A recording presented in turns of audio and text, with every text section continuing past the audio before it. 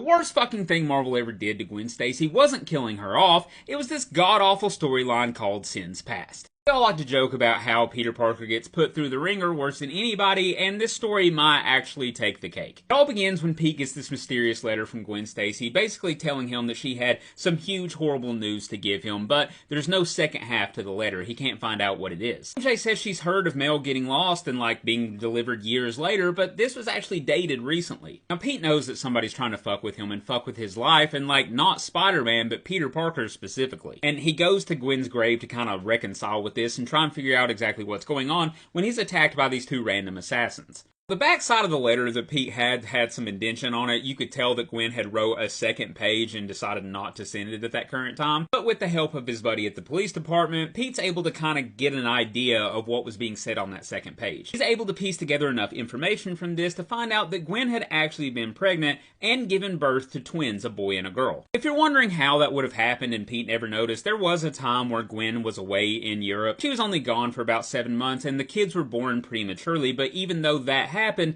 they looked like full-grown babies. And to torture Pete even more to see if his theory about these being Gwen's kids, maybe they have accelerated aging, is true, he resorts to digging Gwen up from her grave and taking some of her DNA, run it in a lab and find out whether or not these are Gwen's kids. And as it would turn out, sure as shit, they were. When Pete reveals this to MJ, she breaks down crying because turns out she knew that Gwen had gotten pregnant, and she knew who the dad was. You all haven't heard of this story before, I don't know if you're ready for this.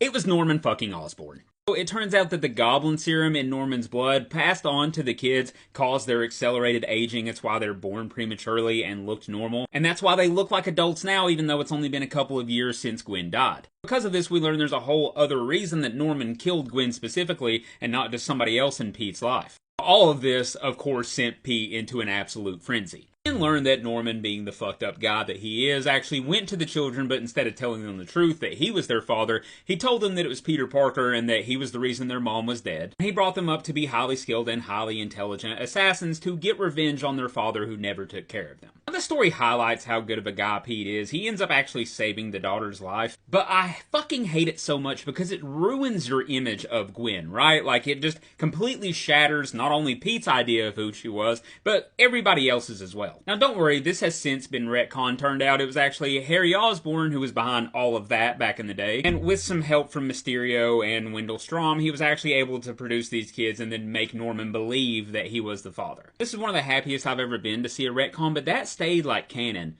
for 15 fucking years. Thank God they have finally fixed it now. This is especially disappointing for me because the Straczynski run that this takes place in is one of my favorite Spider-Man runs. I don't know if that's a hot take because honestly I've never heard anybody on here say that they've ever liked a run on Spider-Man.